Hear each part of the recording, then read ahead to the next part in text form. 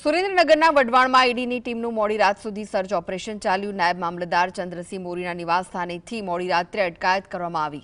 સુરેન્દ્રનગરમાં ફરજ બજાવી ચૂકેલા પૂર્વ કલેક્ટરો પણ ઈડીની રડારમાં હોવાની ચર્ચા છે।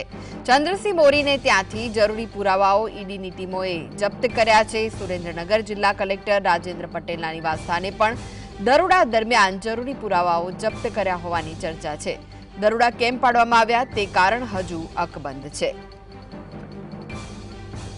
तो सुरेन्द्रनगर कलेक्टर राजेंद्र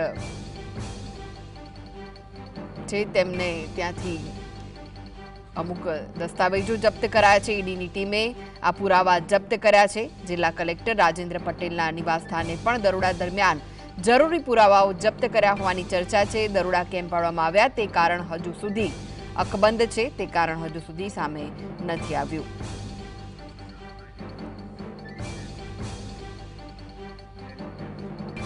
तो વધુ વિગતો માટે જોડાઈ ગયા છે સુરેન્દ્રનગરથી સંવાદદાતા ફઝલ। સુરેન્દ્રનગર જિલ્લા કલેક્ટરના ત્યાં પણ હવે દરોડાની કાર્યવાહી હાથ ધરાઈ છે।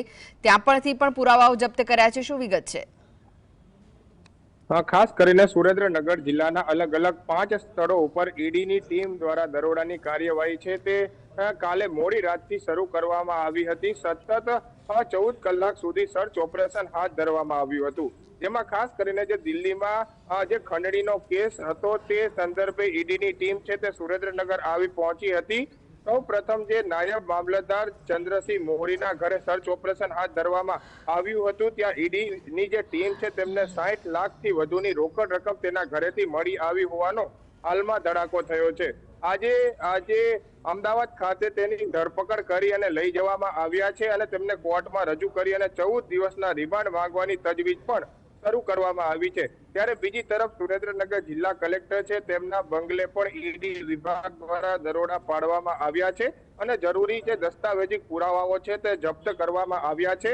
જિલ્લા કલેક્ટરના બંગલામાં પણ મોડી સાંજ સુધી ઈડી વિભાગની ટીમ દ્વારા સર્ચ ઓપરેશન હાથ ધરવામાં આવ્યું હતું। હાલના તબક્કામાં જે લખતર ખાતે જિલ્લા કલેક્ટરના પીએ જયરાજસિંહનું ઘર આવેલું છે ત્યાં પણ આજે વહેલી સવારે ઈડીની ટીમ એક ઈડીની ટીમ પહોંચી છે। ત્યાં પણ સર્ચ ઓપરેશન શરૂ કરવામાં આવ્યું છે। મની લોન્ડરિંગ તેમજ આજે આવક કરતા વધુ સંપત્તિના ગુનાઓ પણ દાખલ કરવામાં આવ્યા છે। જેમાં ખાસ કરીને સુરેન્દ્રનગર જિલ્લા કલેક્ટર સામે પણ આજે આવક કરતા વધુ સંપત્તિ હોવાનો ગુનો દાખલ કરવામાં આવ્યો છે। આ ઉપરાંત સુરેન્દ્રનગર જિલ્લા કલેક્ટરના પીએ જયરાજસિંહ તેમજ જે નાયબ મામલતદાર ચંદ્રસિંહ મોરી અને અન્ય એક ક્લાર્ક ઉપર પણ ગુનો દાખલ કરી અને ઈડી તેમજ એસીબી વિભાગને તપાસ સોંપી અને વધુ તપાસ છે તે તેજ કરવામાં આવી છે। પરંતુ મોટી વાત એ છે કે સુરેન્દ્રનગર જિલ્લાના જે પૂર્વ રહી ગયેલા કલેક્ટરો છે તેમની સામે પણ ટૂંક સમયમાં કાર્યવાહીના એંધાણ હાલ વર્તાઈ રહ્યા છે। કારણ કે જે જયરાજસિંહ પીએ છે તે છેલ્લા 3 કલેક્ટર સુરેન્દ્રનગરમાંથી જતા રહ્યા છે પરંતુ તેમની ખુરશી પીએ તરીકેની ત્યાં યથાવત રહી છે।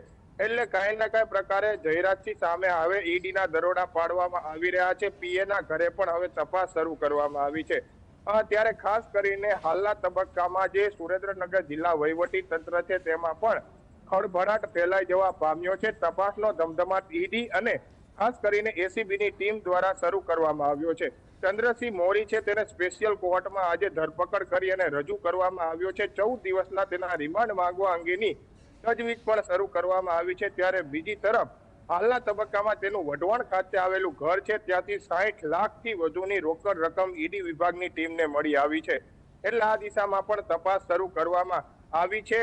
ત્યારે હાલના તબક્કામાં ઈડીની ટીમો એસીબીની ટીમો અને અન્ય જે અલગ અલગ ફોર્સ છે તે સુરેન્દ્રનગરમાં ધામા નાખી અને જે આર્થિક લેવડ દેવડના વ્યવહારો છે જે જરૂરી દસ્તાવેજી પુરાવાઓ છે તે મેળવી રહી છે। ટૂંક સમયમાં સુરેન્દ્રનગર જિલ્લા કલેક્ટરની પણ ધરપકડ થાય તેવા એંધાણ વર્તાઈ રહ્યા છે અને શક્યતાઓ પણ વ્યક્ત કરવામાં આવી રહી છે। હાલમાં ઈડી તેમજ જે એસીબીની ટીમ છે તે વધુ તપાસ શરૂ કરી અને અલગ અલગ પ્રકારના જરૂરી દસ્તાવેજી પુરાવાઓ વધુ પ્રકારના પુરાવાઓ મેળવવા માટે કામગીરી અને સર્ચ ઓપરેશન હાથ ધરી રહી છે।